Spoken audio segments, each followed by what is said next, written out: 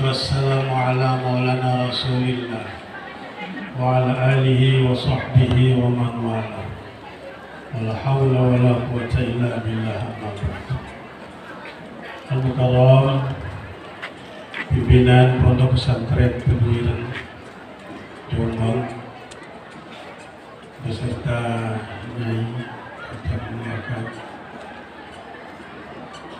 yang saya hormati memuliakan pimpinan Pondok Pesantren Al-Mannan dan Guru Zamharir Abdul Mannan beserta seluruh para pimpinan Pondok Pesantren, pimpinan sekolah, para guru beserta jajaran Pondok Pesantren Al-Mannan. Yang saya hormati Pak Kepala Kantor Wilayah Kementerian Agama Provinsi Nusa Tenggara Barat, baru 1 bulan, kurang 1 bulan, alhamdulillah. Yang saya hormati rekan-rekan anggota DPRD Provinsi Nusa Tenggara Barat dan Kabupaten Lombok Timur, para sesepuh dan tokoh masyarakat, para pejabat sipil, TNI dan Polri yang mohon maaf tidak yang sebut satu persatu, hadirin hadirat undangan yang berbahagia, jamaah kaum muslimin muslimat yang berbahagia. Bersyukur kita kepada Allah Subhanahu wa Ta'ala atas limpahan rahmat dan karunia-Nya. Salawat dan salam semoga terlimpah kepada junjungan kita Nabi Allah Muhammad sallallahu alaihi wasallam, kepada keluarga beliau, sahabat beliau, sampai dengan kita umatnya sekalian hingga akhir zaman. Bapak Ibu sekalian, hari ini tanggal 7 Rajab 1444 Hijriah, kita hadir di sini dalam rangka haul ke-35 Tuan Guru Haji Abdul Mannan, kemudian Tuan Guru Haji Jamaluddin ke-98, hari lahir Nahdlatul Ulama ke-100 dan Pondok Pesantren ke-27 pada bulan Rajab. Semua makhluk yang diciptakan oleh Allah Subhanahu wa Ta'ala ini ada di antaranya diistimewakan oleh Allah Subhanahu wa Ta'ala. Kalau kita bicara hari Jumat paling istimewa di sisi Allah Subhanahu wa Ta'ala. Kalau kita bicara malaikat, maka utusan Allah yang bernama Jibril yang paling mulia di antara sekian banyak malaikat. Kalau kita bicara Nabi dan Rasul, maka Rasul yang paling mulia di sisi Allah Subhanahu wa Ta'ala adalah Nabi kita Muhammad sallallahu alaihi wasallam. Dan kalau kita bicara bulan, maka ada 4 bulan haram, 1 bulan mulia Ramadan, salah satu di antaranya adalah bulan Rajab yang memiliki keistimewaan di sisi Allah Subhanahu wa Ta'ala. Kalau kita bicara hamparan bumi ini yang paling mulia adalah bukan istana, bukan rumah besar, tetapi yang paling mulia adalah masjid, tempat kita bersujud menghadap kepada Allah Subhanahu wa Ta'ala. Oleh karena itu kita buktikan di mana-mana, bahkan ketika tsunami yang paling dahsyat sekalipun, masjid itu insya Allah tetap utuh, aman, mendapatkan perlindungan dari Allah Subhanahu wa Ta'ala. Berbeda dengan gedung-gedung yang lain, disambar tsunami selesai, tetapi masjid tetap mendapatkan perlindungan dari Allah Subhanahu wa Ta'ala. Itulah yang istimewa. Oleh karena itu, salah satu di antara keistimewaan bulan itu yang kita jumpai adalah bulan Rajab, bulan di mana orang tua Nabi kita, suami dengan istri bertemu antara sperma dan ovumnya, lalu diberikan, diletakkan oleh Allah di dalam rahim Rahim. Bulan Rajab bertemunya. Lalu 9 bulan kemudian lahirlah Nabi kita Muhammad sallallahu alaihi wasallam. Rajab. Banyak umat Islam sekarang mengaku dirinya Islam, tetapi tidak hafal bulan-bulan Islam. Kalau kita hitung Rajab, hukum sperma bertemu diletakkan dalam rahim Rajab, Sya'ban, Ramadan, Syawal, Dzulqa'dah, Dzulhijjah, Muharram, Safar, Rabiul Awal. Bulan yang ke-9 Nabi kita Muhammad sallallahu alaihi wasallam lahir. Dan yang kedua adalah pada bulan ini Isra dan Mi'raj. Nabi kita dipanggil oleh Allah Subhanahu wa taala, dituntut dibimbing oleh Jibril menghadap langsung menerima sholat 5 waktu. Insyaallah nanti Pak Kiai akan memperdalam itu. Ada beberapa hal yang dapat saya sampaikan pada kesempatan ini Bapak Ibu sekalian sebagai himbauan. Yang pertama adalah Lombok Timur pada bulan Maret yang akan datang akan melaksanakan pesta demokrasi tingkat desa. Ada 53 desa yang mengikuti pemilihan kepala desa. Satu desa ada 9 calonnya, lalu diseleksi. Semangat sekali Pak Kiai, calon-calon kades kita. Satu desa 9, lalu diseleksi karena harus maksimal 5.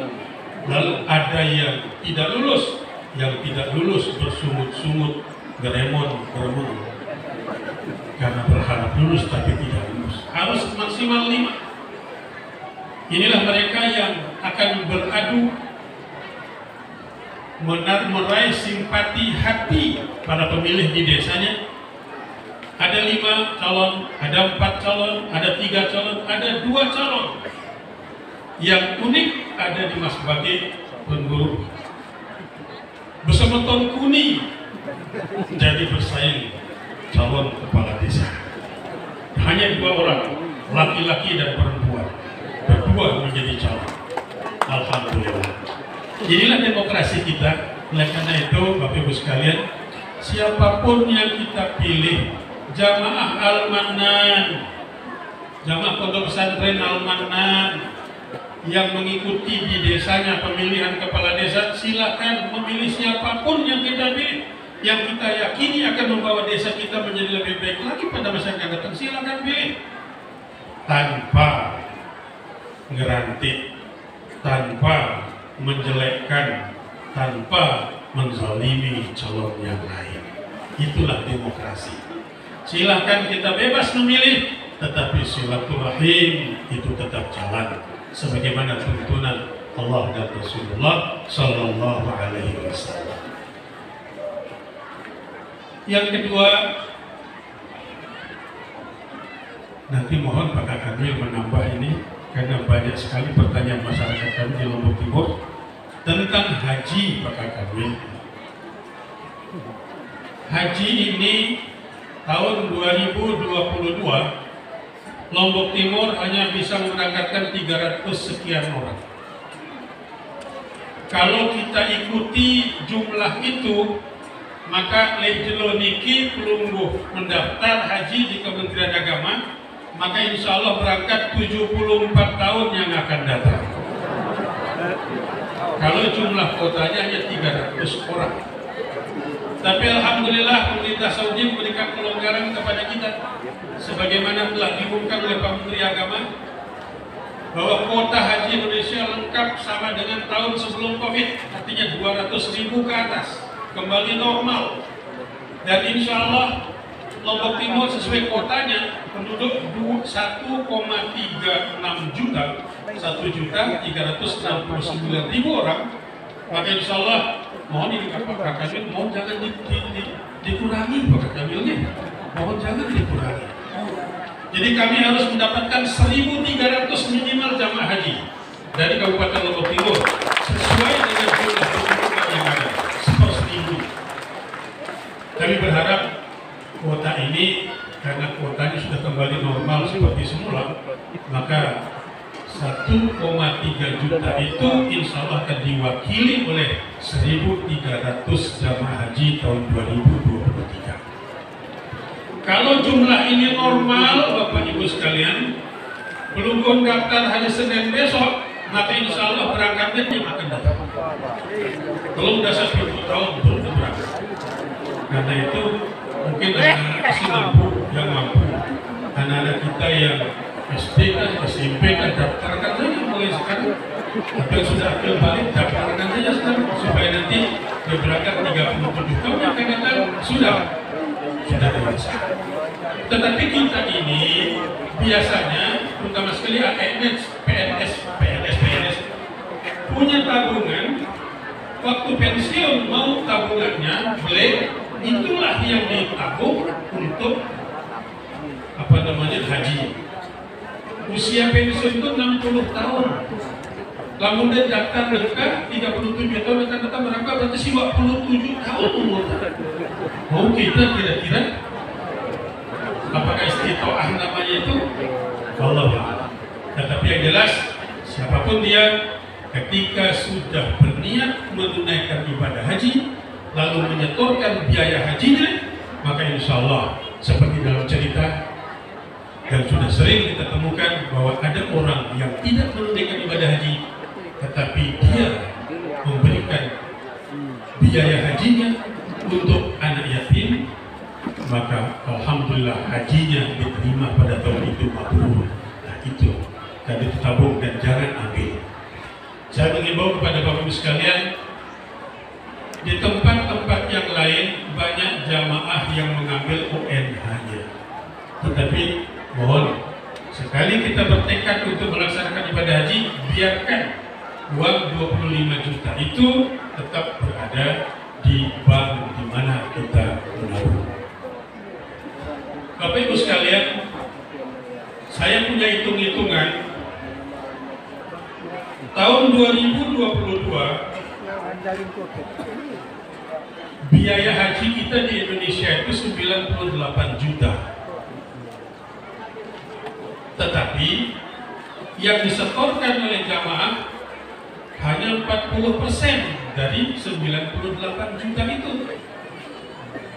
Karena itu jumlahnya 40% itu adalah 98 juta, 40% 39 juta 886 ribu.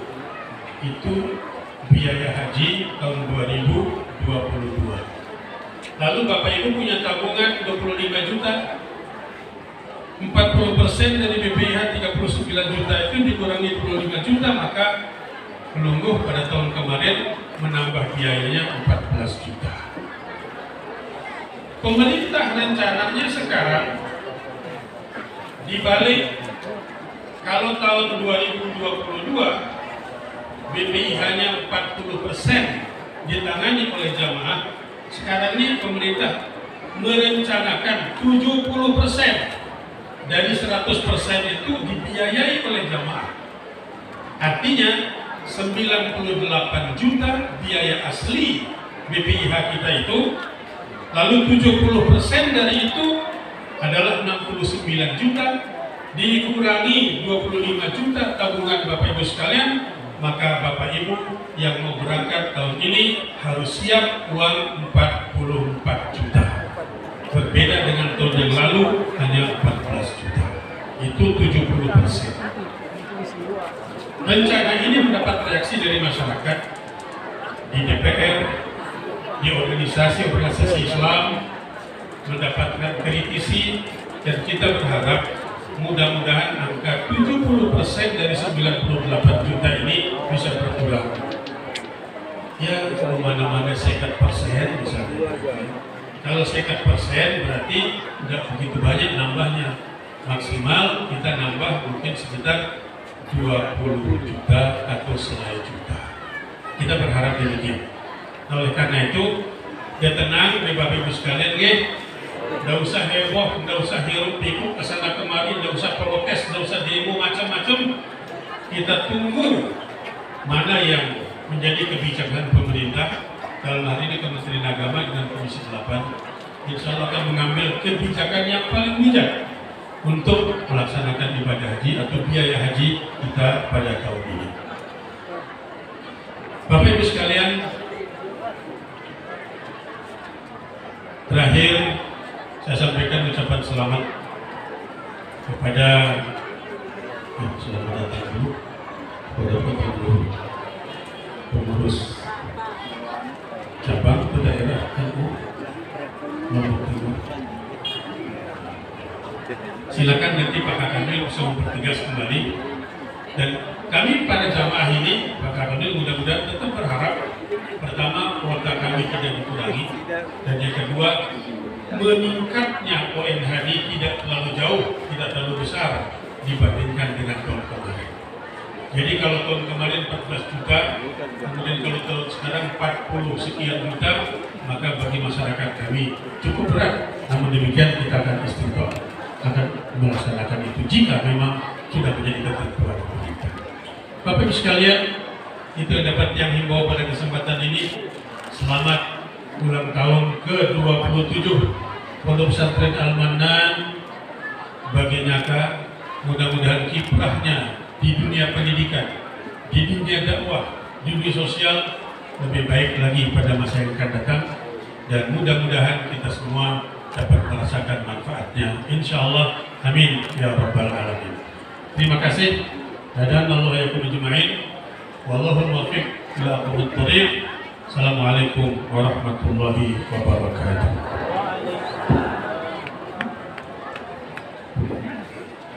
Waalaikumsalam warahmatullahi wabarakatuh. Demikian tadi sambutan yang sudah disampaikan oleh Bupati Lombok Timur, Ayahanda Dr. Andes Haji Subhan ASMNN.